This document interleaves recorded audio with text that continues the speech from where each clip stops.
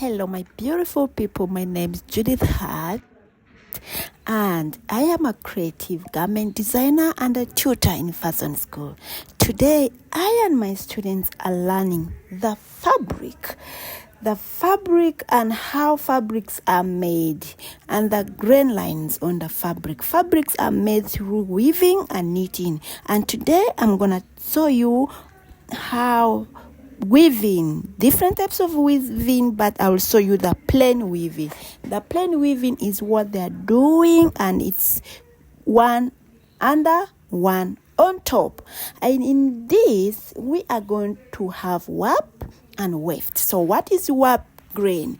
Warp is simply the grain or the thread or the yarn, however you call it, that runs vertical up and down the fabric. Now, sometimes it's called lengthwise, and it's the strongest grain line. And what is weft? Weft is the yarn that passes horizontally across the fabric, and it's crosswise grain, and it's a little bit weak on the weaving detail. So this is what they're doing, and I want them to learn much more. That way it stays in them and it stays with them forever. So stay tuned and learn more with them as they learn the structure of fabric. So this basically is how fabrics is made. That line there is supposed to be long enough, so that is like our length, you get? And then this one is going to be like the fabric would be without cut, you get? So that means being done neatly. Now this line here, we call this selvedge, you get? This side of the fabric is called selvedge. And then this line that goes and get on the selvedge is a bit weak, you get?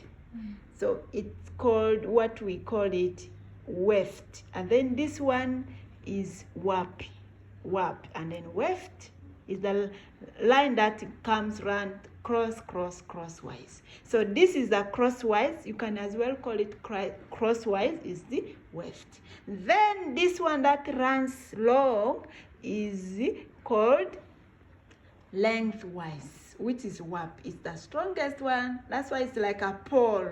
The rest can come and turn around, connect around on it.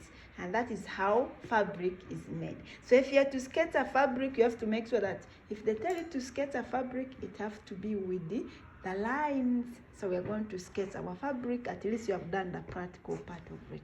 I know you won't forget the weft line and warp and selvedge. You get? So it can same as be length. So when they're talking about length, they're talking about the strong line, which is called warp.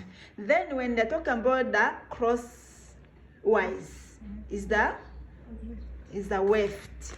And then when they're saying that the side of the fabric is the selvedge. And so when they cut there for someone, the piece for someone, that is called the edges. You get?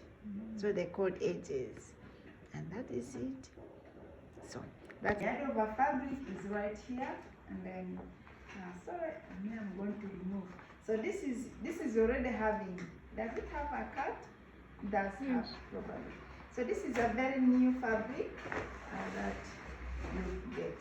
Now, every fabric has threads. So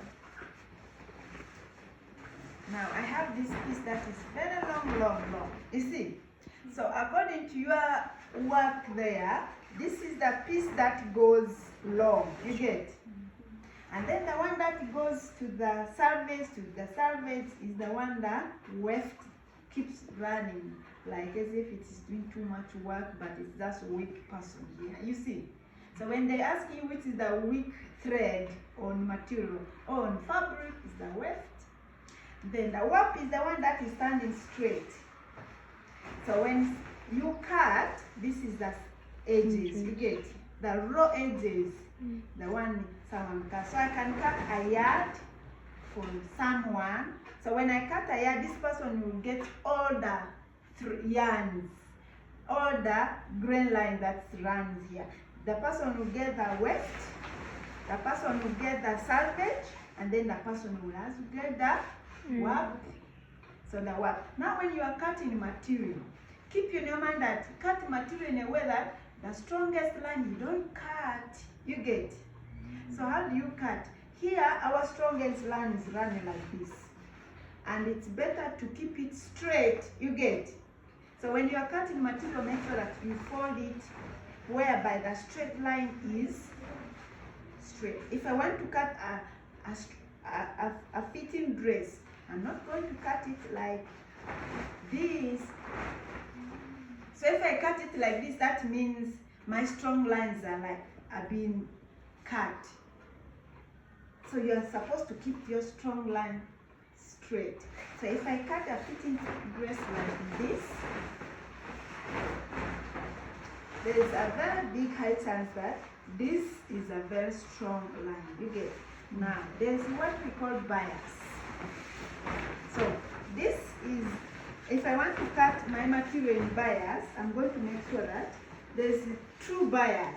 So I'm going to make sure that I take this part and then I take it to the other part. You get. So this is my true bias. So you will cut it. So this is it, completely true bias. You cut from this corner to there. Then as well, even if you cut it like this, it's also in bias. You get. So when you cut material in bias, it can stretch. So I don't know how you have been cutting your fabric. So we are going to sketch how fabrics look like. Thank you. Bye-bye.